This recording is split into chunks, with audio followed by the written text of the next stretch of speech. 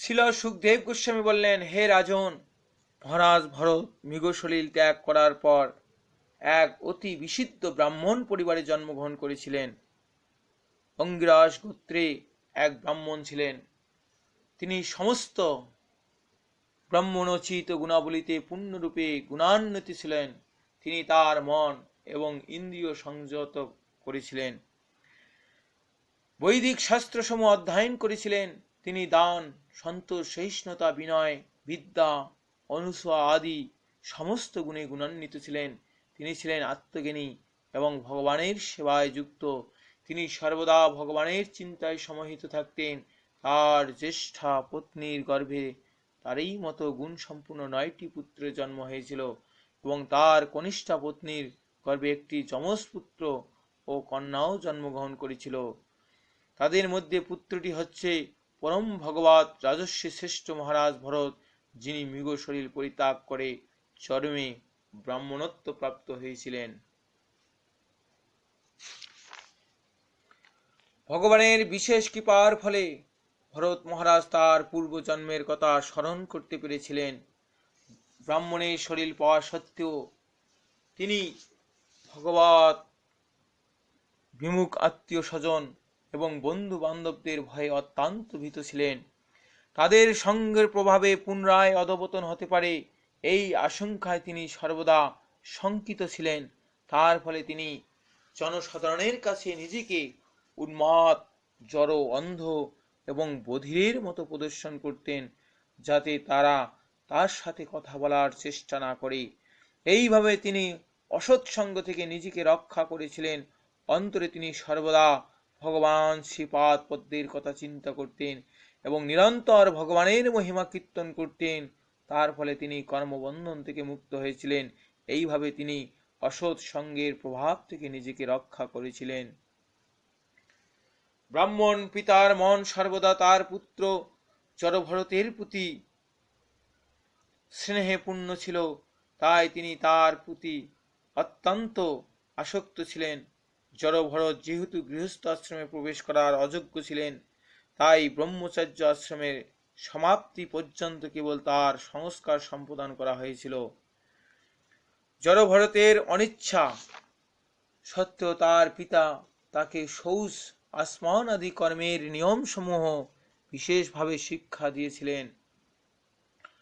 তার পিতা তাকে বৈদিক জ্ঞান সম্বন্ধে যথেষ্ট শিক্ষা দিলেও জড়ভরত তার সম্মুখে মূর্খের মতো আচরণ করতেন। তিনি এইভাবে আচরণ করতেন যাতে তার পিতা তাকে শিক্ষা লাভের অযোগ্য মনে করে তাকে শিক্ষা দিতে চেষ্টা না করেন। তিনি সম্পূর্ণ বিপরীতভাবে আচরণ করতেন। তার পিতা তাকে মলত্যাগের পর হাত ধোয়ার শিক্ষা দিলে তিনি মলত্যাগের পূর্বে হাত ধুতেন, কিন্তু তার সত্ত্বেও তার পিতা তাকে বেদ অধ্যয়ন করবার ইচ্ছা করে বসন্ত ও গ্রীষ্ম ঋতুতে প্রণব, বৃহৎ সহ ত্রিপদী গায়ত্রী শিক্ষা দেওয়ার চেষ্টা করেছিলেন, কিন্তু ওই 4 মাসেও তিনি তাকে তা শেখাতে পারলেন না। জড়ভরতের ব্রাহ্মণ পিতা তাকে তার প্রাণতুল্য প্রিয় বলে মনে করে তার প্রতি অত্যন্ত আসক্ত ছিলেন।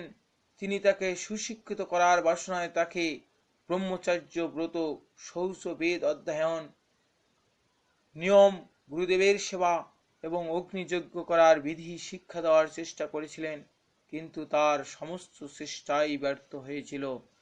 তিনি হৃদয়ে যে আশা পোষণ করেছিলেন তা পূর্ণ হল না। অন্য সকলের মতো সেই ব্রাহ্মণও তার গৃহের প্রতি আসক্ত ছিলেন এবং তার স্মরণ ছিল না যে একদিন তাকে মৃত্যুবরণ করতে হবে। কিন্তু মৃত্যুর কখনো বিস্মৃত হয় না। মৃত্যু যথাসময়ে আগমন করে সেই ব্রাহ্মণকে গ্রাস করেছিল। তারপর ব্রাহ্মণের কনিষ্ঠ পত্নী তার যমজ পুত্র এবং কন্যাকে সপত্নীর হস্তে সমাপন করে তার পতির সহ মৃত হয়ে পতিলোকে গমন করছিলেন। পিতার মৃত্যুর পর জড়ভরতের 9 জন বৈমত্রীয় ভাই তাকে জড় এবং মেধাহীন বলে বিবেচনা করে তার শিক্ষা পূর্ণ করার প্রচেষ্টা ত্যাগ করেছিল। জড়ভরতের বৈমত্রের ভাইয়েরা ঋগ্বেদ, সামবেদ এবং যজুর্বেদ এই তিনটি সকাম কর্মপরায়ণ বেদের শিক্ষায় পরাঙ্গত ছিল। ভগবত ভক্তির দিব্য জ্ঞান সম্বন্ধে তারা অবগত ছিল না, তার ফলে তারা জড়ভরতের অতি উন্নত স্থিতি উপলব্ধি করতে পারেনি। অধঃপতিত মানুষরা প্রকৃতপক্ষে পশুতুল্য। পশুর সঙ্গে তাদের একমাত্র পার্থক্য হচ্ছে যে পশুরা চতুষ্পদ আর তারা দ্বিপদ। এই সমস্ত দ্বিপদ পশু সদৃশ মানুষরা জড়ভরতকে উন্মাদ, জড়বধির মুখ বলে সম্বোধন করত। তারা তার সঙ্গে দুর্ব্যবহার করত এবং জড়ভরত তাদের সঙ্গে উন্মাদ, বধির, অন্ধ অথবা জড়ের মতো আচরণ করতেন। তিনি কখনো প্রতিবাদ করতেন না অথবা তাদের বোঝাবার চেষ্টাও করতেন না যে তিনি তেমন নন। কেউ যখন তাকে দিয়ে কিছু করাইতে চাইত তখন তিনি তাদের ইচ্ছা অনুসারে তাই করতেন। ভিক্ষার দ্বারা অথবা বেতন রূপ অথবা দৈব যা কিছু খাবার আসত তা স্বল্প পরিমাণ হোক, সুস্বাদু হোক, বাসি হোক অথবা স্বাদহীনই হোক, তিনি তাই গ্রহণ করে আহার করতেন। তিনি কখনো ইন্দ্রিয় তৃপ্তি সাধনের জন্য কোনো কিছু আহার করতেন না, কারণ সুস্বাদ এবং বিস্বাদ ধারণা উৎপাদনকারী দেহাত্মা বুদ্ধির বন্ধন থেকে তিনি ইতিমধ্যেই মুক্ত ছিলেন। তিনি ভগবত ভক্তির দিব্য চেতনায় মগ্ন ছিলেন এবং তাই তিনি দেহাত্মা বুদ্ধির থেকে উদ্ভূত দ্বন্দ্বভাব থেকে মুক্ত হয়েছিলেন। তার দেহ ছিল বিষের মতো পুষ্ট এবং তার অবয়ব ছিল সুদীর। তিনি শীত, গ্রীষ্ম, বাদ, বর্ষা গ্রাহ্য করতেন না। তিনি কখনো তার শরীরে আচ্ছাদিত করতেন না। তিনি ভূমিতে শয়ন করতেন এবং কখনো তেল মাখতেন না বা স্নান করতেন না। তার দেহ মলিন হওয়ার ফলে তার ব্রহ্মতেজ ও জ্ঞান আচ্ছাদিত ছিল, ঠিক যেমন মূল্যবান রত্নের জ্যোতি ধুলার দ্বারা আচ্ছাদিত থাকে। তার কোটি দেশে ছিল একটি অত্যন্ত মলিন বস্ত্র এবং অত্যন্ত মলিন হওয়ার ফলে তার যজ্ঞ পবিত্র ছিল কালো। ব্রাহ্মণ কুলোদ্ভূত বলে তাকে বুঝতে পেরে মানুষরা তাকে ব্রহ্মবন্ধু আদি নামে সম্বোধন করত। এইভাবে বিষয়াসক্ত ব্যক্তিদের দ্বারা অপমানিত এবং উপেক্ষিত হয়ে তিনি ইতস্তত বিচরণ করতেন। জড়ভরত কেবল আহারের জন্য কাজ করতেন।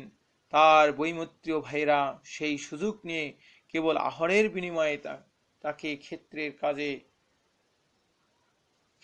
কাজে নিযুক্ত করেছিলেন, কিন্তু শস্যক্ষেত্রে যে কিভাবে কাজ করতে হয় তা তিনি ভালোভাবে জানতেন না। তিনি জানতেন না কোথায় মাটি ঢালতে হবে অথবা কোথায় ভূমি সমতল করতে হবে। তার ভাইরা তাকে খুদ, খৈল, তুষ, পোকায় খাওয়া শস্য এবং রন্ধনপত্রে লেগে থাকা পোড়া অন্ন খেতে দিত, কিন্তু তিনি কারো প্রতি কোনো রকম বিদ্বেষ ভাব পোষণ না করে তাই অমৃতের মতো ভোজন করতেন।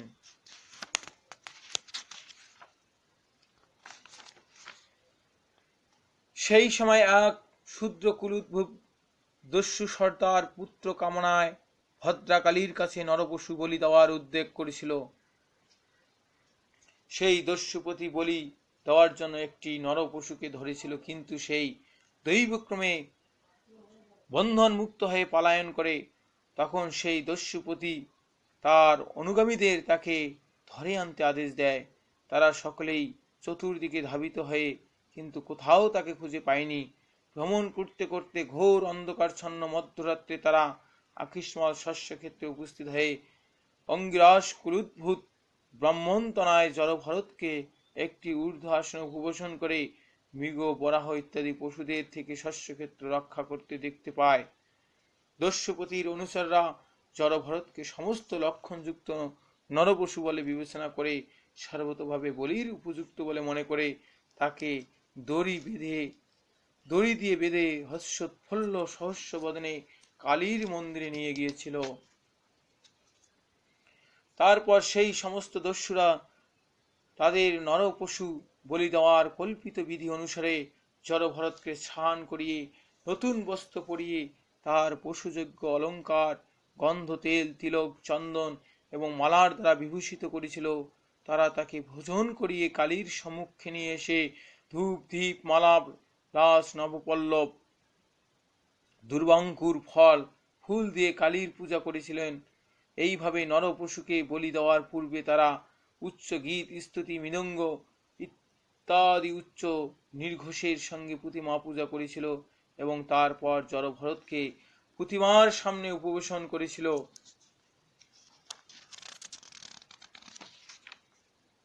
তখন দস্যুদের মধ্যে একজন প্রধান পুরোহিতের ভূমিকা অবলম্বন পূর্বক জড়ভরতকে নরপশু তুল্য মনে করে আসব রূপে পান করার জন্য কালীর কাছে তার রক্ত নিবেদন করার বাসনায় ভদ্রাকালীর মন্ত্রে পবিত্রকৃত ভয়ঙ্কর তীক্ষ্ণধার একটি খড়গ গ্রহণ করে জড়ভরতকে বলি দিতে উদ্যত হয়েছিল।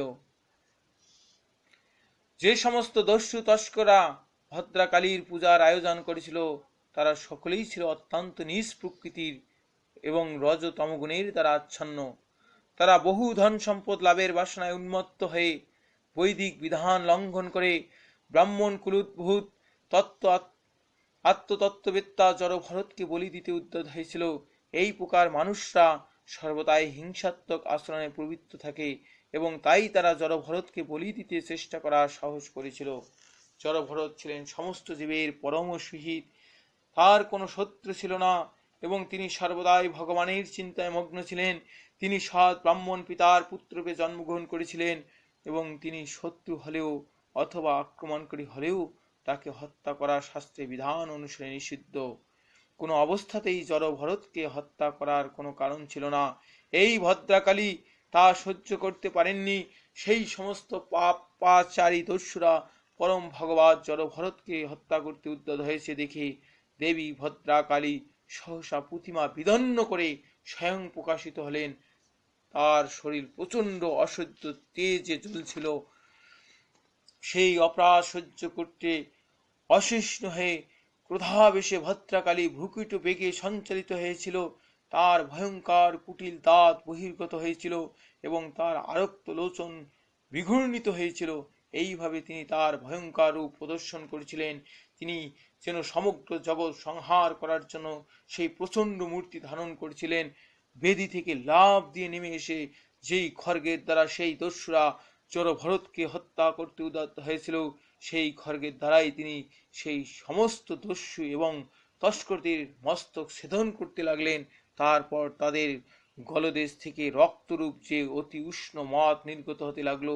তিনি ডাকনি, যুগিনী ইত্যাদি তার সহচরদের সঙ্গে তা পান করতে লাগলেন। অত্যাধিক রক্তপানে উন্মত্ত হয়ে দেবী তখন তার পার্শ্বদের সঙ্গে উচ্চস্বরে গান নৃত্য করতে শুরু করলেন এবং সেই সমস্ত দস্যুদের ছিন্ন মস্তকগুলি নিয়ে কন্দুক ক্রীড়া করতে লাগলেন। মহাপুরুষের প্রতি হিংসারূপ অপরাধের ফলে অনিষ্টকারীকে উপরোক্তভাবেই সর্বদাই দণ্ডভোগ করতে হয়। সুখদেব গোস্বামী তখন মহারাজ পরীক্ষিতকে বললেন, হে বিষ্ণু দত্ত, যারা জানেন যে আত্মা দেহ থেকে ভিন্ন, যারা হৃদয় গ্রন্থি থেকে মুক্ত, যারা সর্বদা সমস্ত জীবের মঙ্গল সাধনে রত এবং যারা কখনো কারো অনিষ্ট চিন্তা করে না, তারা সর্বদাই সুদর্শন চক্রধারী পরমেশ্বর ভগবানের দ্বারা রক্ষিত হন। মহাকাল রূপে তিনি অসুরদের সংহার করেন এবং ভক্তদের রক্ষা করেন। ভক্তরা সর্বদাই ভগবানের শ্রীপাদ পদ্মের আশ্রয় গ্রহণ করেন। তাই সর্ব অবস্থাতেই এমনকি শিরচ্ছেদ কাল উপস্থিত হলেও তারা অবিচলিত থাকেন। তাদের পক্ষে তা মোটেই আশ্চর্যজনক নয়। পঞ্চা কল্পতরুভ্যশ্চ কৃপা সিন্ধুভ্য চ পতিতানাং পাবনেভ্য বৈষ্ণবেভ্যো নমো নমঃ। শ্রীল সুখদেব গোস্বামী বললেন, হে রাজন, মহারাজ ভরত মৃগশরীর ত্যাগ করার পর এক অতি বিশুদ্ধ ব্রাহ্মণ পরিবারে জন্মগ্রহণ করেছিলেন। অঙ্গিরাস গোত্রে এক ব্রাহ্মণ ছিলেন। তিনি সমস্ত ব্রাহ্মণোচিত গুণাবলীতে পূর্ণরূপে গুণান্বিত ছিলেন। তিনি তার মন এবং ইন্দ্রিয় সংযত করেছিলেন, বৈদিক শাস্ত্রসমূহ অধ্যয়ন করেছিলেন। তিনি দান, সন্তোষ, সহিষ্ণুতা, বিনয়, বিদ্যা, অনুসূয়া আদি সমস্ত গুণে গুণান্বিত ছিলেন। তিনি ছিলেন আত্মজ্ঞানী এবং ভগবানের সেবায় যুক্ত। তিনি সর্বদা ভগবানের চিন্তায় সমাহিত থাকতেন। তার জ্যেষ্ঠা পত্নীর গর্ভে তারই মতো গুণ সম্পূর্ণ 9টি পুত্রের জন্ম হয়েছিল এবং তার কনিষ্ঠা পত্নীর গর্ভে একটি যমজ পুত্র ও কন্যাও জন্মগ্রহণ করেছিল। তাদের মধ্যে পুত্রটি হচ্ছে পরম ভগবৎ